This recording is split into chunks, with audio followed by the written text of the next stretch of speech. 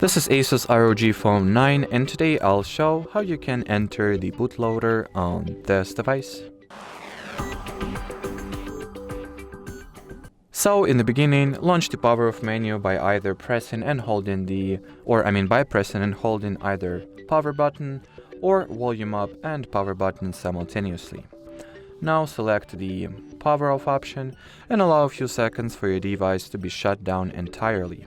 Once it is, press and keep holding the volume up and power buttons for a few seconds or until you'll see the bootloader. Here it is. And well, that's how you enable the bootloader. Use the volume rockers to, navigate and switch between different options here. And in order to simply exit the bootloader, select power off and then just, relaunch your device by pressing and holding the side power button.